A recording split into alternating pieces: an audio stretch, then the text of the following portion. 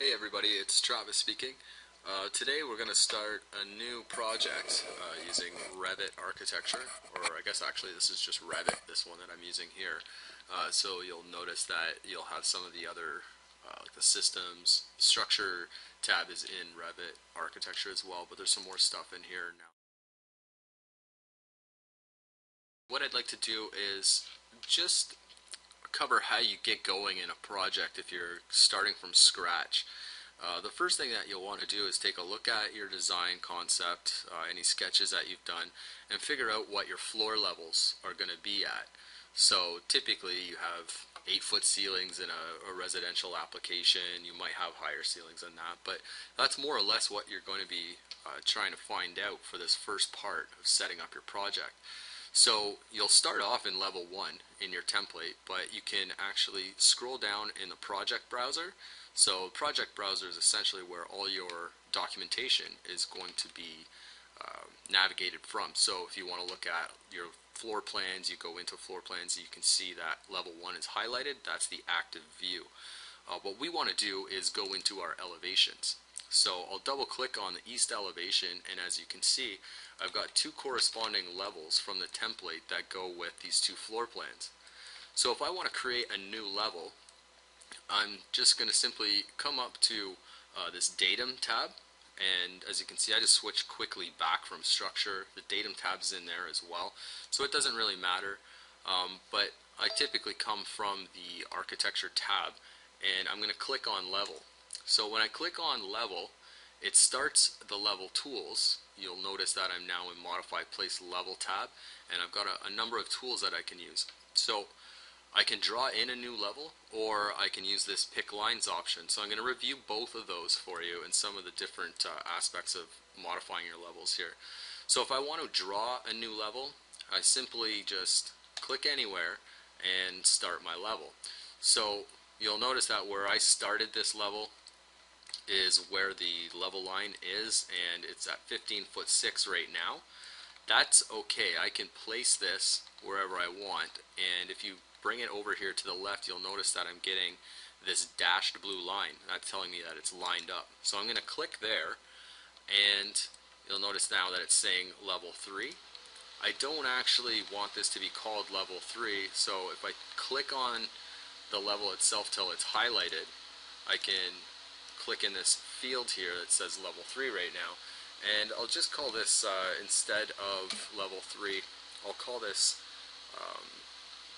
top plate, so I know where my structure is.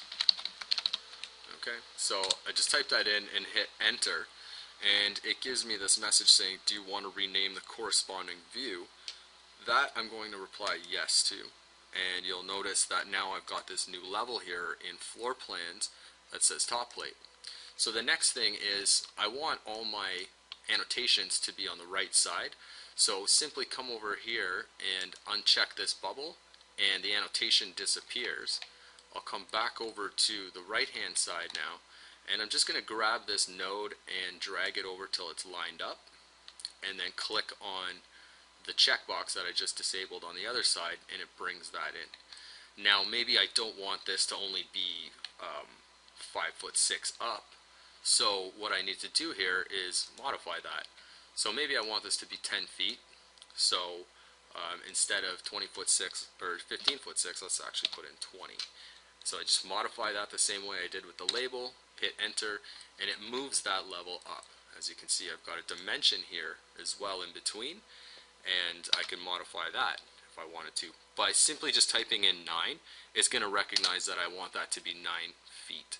If I want that to be 9'6", then I would actually have to type in 9, put the foot symbol in there, and then put 6. You can put the inches symbol in, but you don't have to. It'll recognize that the next unit over is going to mean inches. So now that I have those in place, I can select any of these at any time, and if I drag that node over to realign it, the rest will come with it. So that's a really nice feature, and really speeds up those modifications once you're starting to create your views in sheets. So that's how you create the level using the draw tool. Let's explore the other way if we're going to make another one. I'll come back up to my level tool and I'll click on this one instead. So this is pick lines, and if I hit pick lines, it means essentially that I'm going to be using one of these other levels for reference. So what I'll need to do is put an offset value in here. I'll put that one in at 10 feet, and now when I hover over any of these lines, depending on what side of the line I'm hovering over, you'll see that I've got a temporary dashed line. It looks pretty faint here, but it is there if you look closely. So if I click on that line, a new level is created, and I can check that to get the label, and you'll see that now I've got level 4 in here as well. In some situations, you might essentially have something like a window head, and you don't necessarily need a plan view associated with it. It's just a level that you want to use for constraints. So what you can do is come into level and uncheck make plan view, and now if I repeat that process from last time, you'll notice that the new level that I'm creating, when I turn on, take that one away. When I select this now and turn on the label, when it's unselected, you'll notice now that it's got a black label as opposed to a blue one, and that just means that this doesn't have a view associated to it. So you can come in here and actually make that a view. I believe it's up here, floor plan, and then it asks me new floor plan. Well, you have this level here that isn't a view already. If you want to, you can modify that, and now if I go back to that elevation, you'll notice that this label is blue as well. I can open up that floor plan by simply double clicking on that blue symbol, and I'm back into that view. So that's creating levels. There's some other tools in here. Sometimes you'll get two levels that are very close, and then you end up with a situation like this.